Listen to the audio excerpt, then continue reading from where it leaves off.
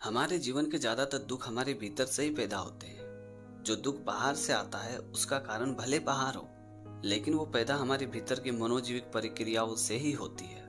दुख हमारा रिस्पॉन्स है। हालात हमें कभी नहीं दुखी करते हैं, हम खुद दुखी हो जाते हैं। लेकिन अगर हमारे भीतर सेंस ऑफ ह्यूमर है तो हम थोड़ा कम दुखी होते हैं। आइए इसे कहानी के तौर पे समझते हैं। एक बार 3 आदमी जंगल में भटक गए और एक राक्षस के चंगुल में फंस गए। वो तीनों आदमी राक्षस के सामने गिड़गिड़ा रहा था कि हमें छोड़ दो, हमसे गलती हो गई, हम दोबारा भूल के भी तुम्हारे इलाके में नहीं आएंगे। तभी राक्षस ने कहा कि ठीक है, मैं तुम लोगों को छोड़ दूंगा, पर तुम लोगों को मेरी 2 शर्त पूरी करनी पड़ेगी। राक्षस की ये बात सुन के वो तीनों आदमी उस शर्त को पूरा करने के लिए मंजूर हो गए। तभी राक्षस ने कहा कि पहली शर्त यह है कि तुम लोग इस जंगल में जाओ और अपने लिए एक एक फल ढूंढ के लाओ।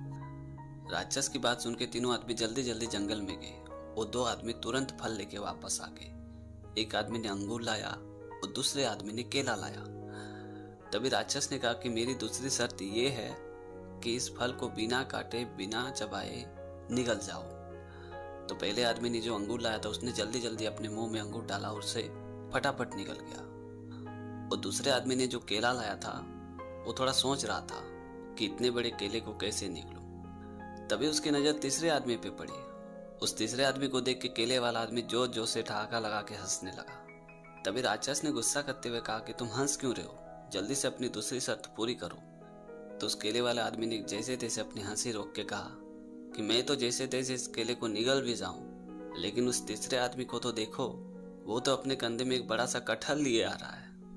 अब आप जरा हंसिए और सोचिए कि मौत आपके सामने खड़े होने के बावजूद भी आप अपने हंसी को नहीं रोक पाए। यानी गम से ज्यादा खुशी में पावर होती है। इसलिए हमेशा स्ट्रांग बने रहो, मतलब हमेशा हंसते रहो, मुस्कुराते रहो। ये कहानी है एक ईमानदार किसान की। एक राजा युद्ध करके वापस लौट रहे थे। अभी वो अपने राज्य में पहुंचे भी नहीं थे कि इतने में शाम ढलने वाली थी, अंधेरा होने वाला था।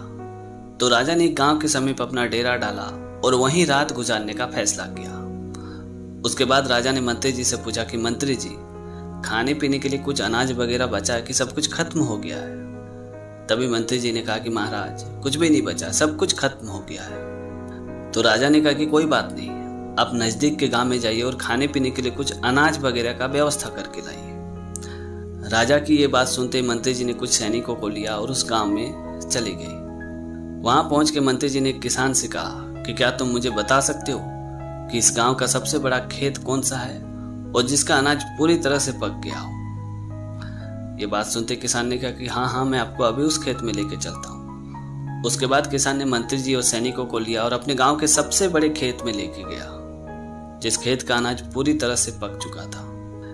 तभी मंत्री जी ने अपने सैनिकों से कहा कि एक काम करो, इस खेत की सारी फसल काट के अपने डेरे में लेके चलो।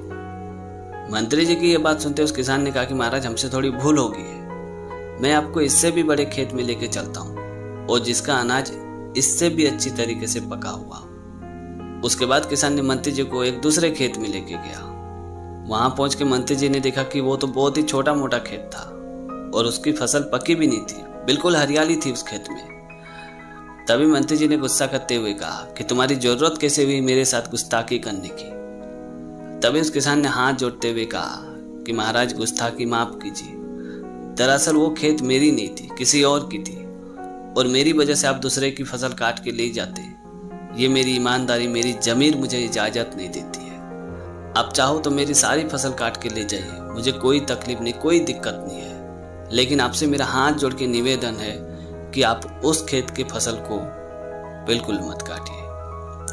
उस किसान की बात सुनने के बाद मंत्री जी का मन बदल गया और वो खाली हाथ वापस अपने डेरे में लौट आए। मंत्री जी को खाली हाथ देखकर राजा ने पूछा कि मंत्री जी, आप खाली हाथ क्यों आए? कुछ खाने पीने के लिए अनाज वगैरह क्यों नहीं लेके आए? तभी मंत्री जी ने निराश होकर राजा को उस किसान की सारी आप बीती सारी कहानी सुनाई। ये बात सुनते राजा ने शाबाशी देते हुए मंत्री जी को कहा कि आपने ये तो बहुत ही अच्छा काम किया। वो एक मामूली सा किसान होकर अपनी ईमानदारी, अपनी जमीर को बचाने के लिए अपने मेहनत से उगाए हुए फसल को अगर कुर्बान कर सकता है, तो मैं तो फिर भी इतने बड़े राज्य का राजा हूँ, क्या मैं एक रात भूखे नहीं सो सकता हूँ? उसके बाद राजा समेत सभी सैनिक उस रात खाली पेट ही सोए और अगली सुबह होते ही वो अपने राज्य में वापस लौट गए। इसीलिए कहते हैं कि ये ईमानदारी भी बड़ा महंगा शौक है जनाब, जिसे पालना हर किसी की बस की बात बिल्कुल नहीं है। तो दोस्तों, छोटी सी कहानी में ये सिखाती कि परिस्थितियां चाहे कैसी भी हो, पर अपनी वजह से दूसरे का नुकसान कभी ना होने दे। तो दोस्तों, आज की कहानी आपको कैसी लगी कमेंट करके ज़रूर बताना, और अगर आपने हमारे चैनल को अभी तक सब्सक्राइब नहीं किया तो प्लीज़ यह चैनल को सब्सक्राइब कर देना, क्योंकि इस तरह का कंटेंट मैं हमेशा अपने चैनल पे लाते रहता हूँ। तो आज के लिए इतना ही, मिलते अगली वीडियो में एक नए टॉपिक के साथ, एक नई कहानी के साथ। तब तक के लिए जय हिंद, वंदे मातरम।